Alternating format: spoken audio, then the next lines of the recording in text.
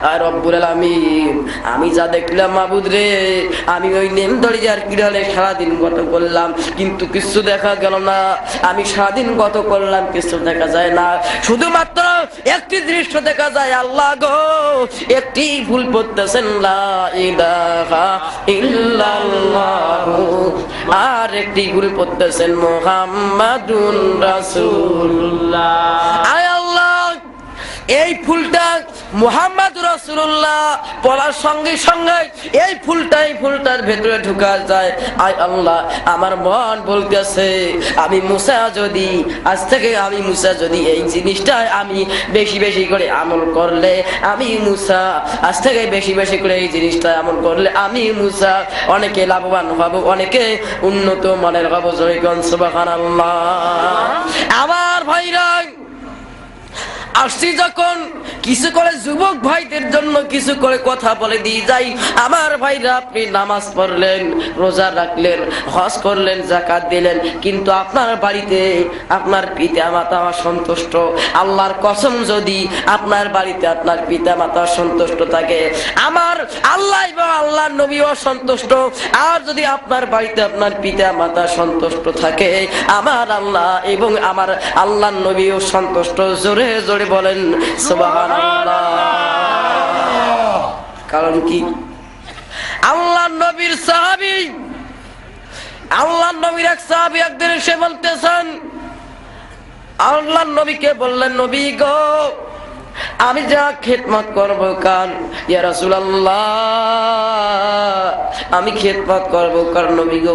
আল্লাহ নবী বললেন, সাহাবী তুমি খেদমত করবি কলা উম্মুকা, তোমার মায়ের। দ্বিতীয়বার সাহাবী জিজ্ঞাসা করলেন, নবী গো, আমি খেদমত করব কার? আল্লাহ নবী দ্বিতীয়বার বললেন, সাহাবী রে, খেদমত করবি তোমার কলা উম্মুকা, তোমার মায়ের। তৃতীয়বার সাহাবী জিজ্ঞাসা করলেন, নবীজি নবী গো, আমি খেদমত করব কার? আল্লাহ নবী তৃতীয়বার বললেন, কলা উম্মুকা, সাহাবী রে, খেদমত করবি তোমার মায়ের। চতুর্থবার সাহাবী জিজ্ঞাসা করলেন, নবীজি আমি খেদমত করব কার? আল্লাহ নবী বললেন, সাহাবী খেদমত করবি কলা আবাকা, খেদমত করবি তোমার বাবার। সাহাবী জিজ্ঞাসা করলেন, নবী গো, কারণ কি কি ব্যাপার নবী গো? তিনবার কেন বললেন মায়ের কথা, আর একবার কেন বললেন বাবার কথা? নবী গো, বুঝতে পারলাম না। রাসূল বললেন, সাহাবী রে, আমি তিনবার কেন বললাম মায়ের কথা? সাহাবী, তোমরা হয়তো জিনিসটা সাহাবী বুঝতে পারো নাই রে সাহাবী রে, আমি তিনবার কেন বললাম মায়ের কথা? ও সাহাবী, এই পৃথিবীর জমিনে এমনও মা আছে সাহাবী রে, সন্তানকে প্রসব করতে গিয়ে জীবন পর্যন্ত হারারে সাহাবী। সাহাবী রে, এই জন্য আমি মায়ের কথা বললাম তিনবার, আর বাবার কথা বললাম একবার রে সাহাবী রে। মায়ের চাইতে বাবা, মায়ের মতো কষ্ট বাবা করে না রে সাহাবী রে, এজন্য আমি মায়ের কথা তিনবার বললাম, আর বাবার কথা একবার বললাম। আমার বন্ধুগণ, আরো একটা ছোট্ট একটা হাদিস বলে দিয়ে যাই। আল্লাহর নবী একদিন সাহাবাদেরকে নিয়ে আল্লাহর নবী এক ময়দানের মধ্যে গোশত বন্টন করতেছেন। মুসলমান ওই সময় হঠাৎ করে ওই রাস্তা দিয়ে এক বুড়িমা যাইতেছেন। আল্লাহর নবী ওই বুড়িমাকে দেখে আল্লাহর নবীর নিজের শরীরের চাদর খারাপ বিছায়া দিলেন। সাহাবায়ে কেরাম জিজ্ঞাসা করলেন, নবী গো, ইয়া রাসূলুল্লাহ, কারণ কি ব্যাপার নবী গো? এই বুড়িমাকে রাসূল ডাক দিয়ে বললেন, সাহাবী রে, এই বুড়িমা হলো, তোমরা হয়তো জিনিসটা জানতে পারো নাই, সাহাবী রে, এই বুড়িমা হলো যিনি আমার দুধমা হালিমা। আবার আল্লাহ বললেন, বান্দা রে, এই পৃথিবীতে তোমরা তোমাদের পিতা মাতার সঙ্গে যখন তোমরা কথাবার্তা বলবে, আমার আল্লাহ বললেন, তোমাদের পিতা মাতার সঙ্গে যখন তোমরা কথাবার্তা বলবে, তোমাদের কথাবার্তায় জানো তোমাদের পিতা মাতার মনে কোনো আঘাত কষ্ট দুঃখ পায় না। আমার আল্লাহ বলেন, বান্দা, ওয়াবিল ওয়ালিদাইনি ইহসানা ইম্মা ইয়াবলুগান্না ইনদাকাল কিবারা আহাদুহুমা আও কিলাহুমা উফিউ ওয়ালা ফালা তাকুল্লাহুমা উফিউ ওয়ালা তানহাদুহুমা আখফিদ উফিউ ওয়ালা ফানহাদুকুমা ওয়া কুল লাহুমা কওলান কারীমা আখফিদ লাহুমা জানাহাজ যুল্লি মিন রাহমাতি। আমার সাথে সকলে বলেন ফাকুর রাব্বিরহামহুমা কামা রাব্বায়ানি সগীরা। মাগো তুমি কি জিনিস বিশালে ভবনে, যদি দেখি মা তোমার মুখ দুঃখ থাকে না মনে। তোমারই জানা যায় মাগো কেমনি হব খারা, তোমারই জানা যায় মাগো কেমনি পড়িব দোয়া। তোমারই জানা যায় মা তোমারই লাশটি মাগো কেমনি নেব কাঁধে, দোয়া করি মাগো জানো মরি তোমার আগে। হযরত মুসা আলাইহিস সালাম একদিন আল্লাহর দরবারে গিয়ে বলতেছেন, আল্লাহ গো আয় রব্বুল আলামিন, আমি মুসার সঙ্গে জান্নাত নসিব হবে কে? আয় আল্লাহ আমি মুসার সঙ্গে জান্নাত নসিব হবে কে? আমি আমার বন্ধু সাথী দোস্ত হবে কে? আমার আল্লাহ বললেন, মুসা রে তোমার বন্ধু সাথী দোস্ত হবে, তোমার সঙ্গে জান্নাত নসিব হবে এক যুবক মুসি। মুসা আলাইহিস সালাম মুসির কথা শুনে চিন্তায় পড়ে গেলেন, না হারে আমার আল্লাহ এটা কোন কথা আমাকে বললেন? মুসি কি এমন কাজ করে আল্লাহ সে আমার বন্ধু সাথী দোস্ত হবে, মুসি আমার সাথে জান্নাতে যাবে? আহারে মুসা আলাইহিস সালাম চিন্তায় পড়ে গেলেন। চিন্তা করতে করতে মুসা আলাইহিস সালাম একদিন বাজারের মধ্যে গেলেন, দেখবো তো মুসি কি এমন আল্লাহর কাজ করে। মুসা আলাইহিস সালাম বাজারের মধ্যে গিয়ে দেখলেন মুসি জুতা সেলাই করতেছেন। আমার বন্ধুগণ মুসা আলাইহিস সালাম এই দৃশ্যগুলো দেখলেন। এই দৃশ্যগুলো দেখার পর মুসা আলাইহিস সালাম আমার ভাইরা মুসিবার বাজারের শেষে দোকান বন্ধ করে মুসিম ওনার মায়ের জন্য আঙ্গুর ফল দিলেন, কমলা লেবু আপেল সন্তরা দিলেন। আমার ভাইরা কমলা লেবু আপেল নিয়ে মুসি বাড়ি থেকে রওনা দিলেন। আর নবী হযরত মুসা আলাইহিস সালাম মুসির পেছনে পেছনে যাইতেছেন, কিন্তু মুসি জানেন না যে হযরত মুসা আলাইহিস সালাম মুসি চিনতে পারেন নাই। মুসি বাড়িতে গিয়ে প্রবেশ করলেন। মুসা আলাইহিস সালাম ওই মুসির বাড়ির আড়ার মধ্যে ওই মুসির বাড়ির পাশে দাঁড়িয়ে থাকলেন। মুসি বাড়িতে গিয়ে ওনার মাকে ডাকতেছেন, মা গো মা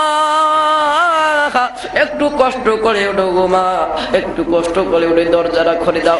মুসির মা বলতেছেন, বাবা রে কিরে বাবা এত রাইতে আস না বাবা, আমি তো কইলাম বুড়ি মানুষ, আমি তো বিছানা থেকে উঠতে পারি না, বাবা রে এত রাইতে আসলাম। মুসি বলতেছেন, মা গো মা একটু কষ্ট করে উঠো, একটু কষ্ট করে উঠে দরজাটা খুলে দাও।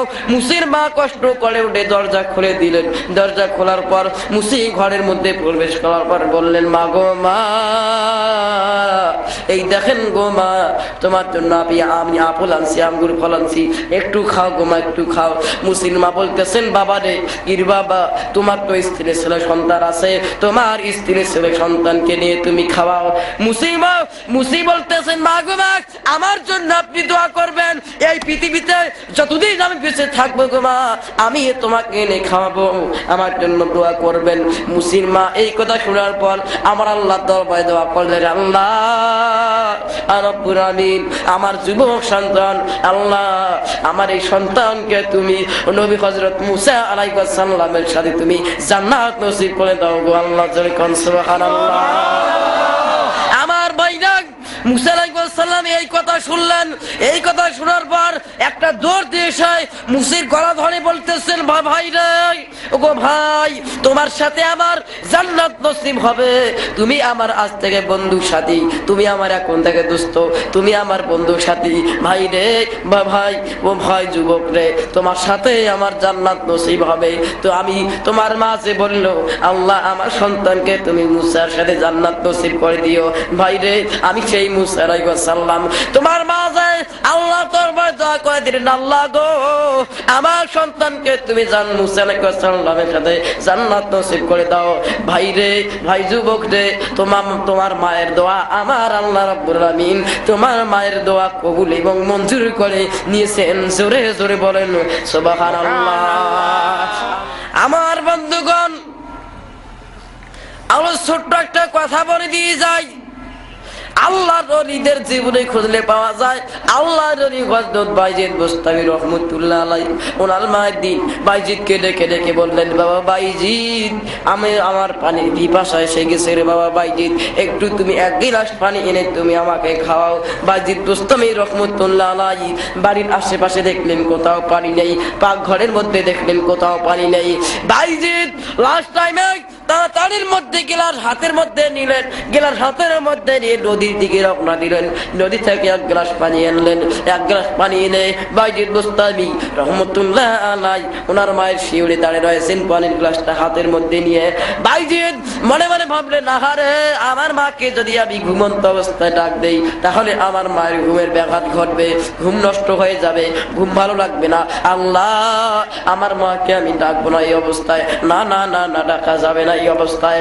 আমার ভাইরা বাইজিদ বুস্তামি রাহমাতুল্লাহ আলাইহি ছটফট করতেছেন। বাইজিদ চিন্তা করলেন, না না না আমার মাকে আমি এই অবস্থায় ডাকবো না। বাইজিদ মশার কামড়, ঠান্ডা চোখে পানি এসে গেছে, কনকনা শীত, মশার কামড়, ঠান্ডা চোখে ঘুম এসে গেছে, চোখে ঘুম এসে গেছে।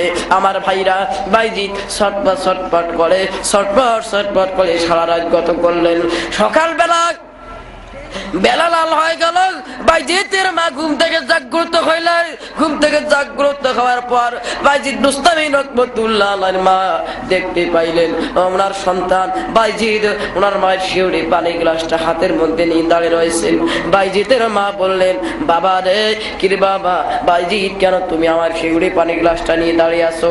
বাইজিদ বলতেছেন, মা গো মা, গতকাল রাত্রিবেলা তুমি যে আমার কাছে পানি চেয়েছিলে গো মা গো মা, আমি তোমাকে পানি দিতে পারি নাই, এই জন্য মা গো মা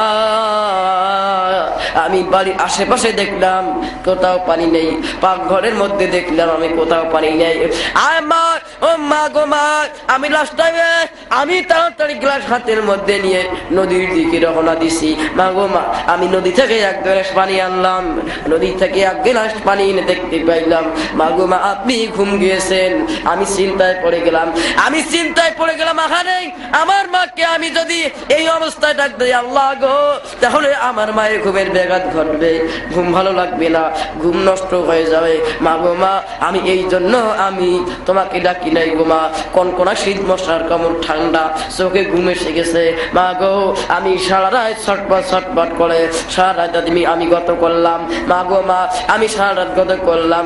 বাইজিদের মা এই কথা শোনার পর আমার আল্লাহ দরবারে দোয়া করে দিলেন, আল্লাহ গো রব্বুল আলামিন, আমার সন্তান আমার জন্য অনেক কষ্ট করেছেন, আল্লাহ আমার সন্তানকে তুমি একজন তোমার ওলি হিসাবে তুমি মঞ্জুরি করে নাও গো মাওলা। আমার ভাইরা কিতাবের মধ্যে এসেছে বাইজিদের মায়ের দোয়ায় কিছুদিন পরে আল্লাহর ওলি হযরত বাইজিদ বুস্তামি রাহমাতুল্লাহ আলাইহির মায়ের দোয়ায় কিতাবের মধ্যে এসেছে মায়ের দোয়ায় আল্লাহর ওলি বাইজিদ বুস্তামি রাহমাতুল্লাহ আলাইহি কিছুদিন পরে আল্লাহর ওলিদের একজন শ্রেষ্ঠ নেতা হিসেবে আমার আল্লাহ কবুল করে নিয়েছেন। জোরে জোরে বলেন সুবহানাল্লাহ। আমার ভাইরা আমি কিছুক্ষণের মধ্যে আমি শেষ করে দেব ইনশাআল্লাহ। আমি শুরুতে আমি প্রশ্ন দুটির কথা বলেছিলাম। হযরত দাউদ আলাইহিস সালামের ছেলে সন্তান হলো 18 হইতে 19 জন, তন মধ্যে নবী হবে একজন, সেই নবী হবে কে?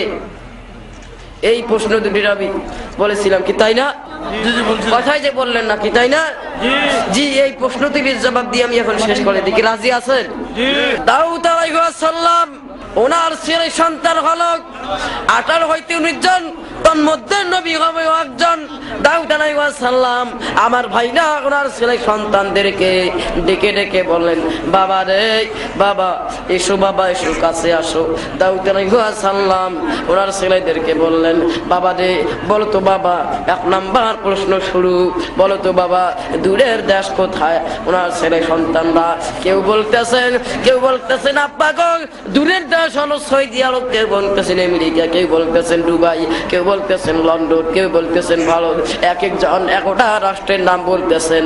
লাস্ট পর্যায়ে নবী হযরত সুলাইমান আলাইহিস সালাম ছোট্ট মানুষ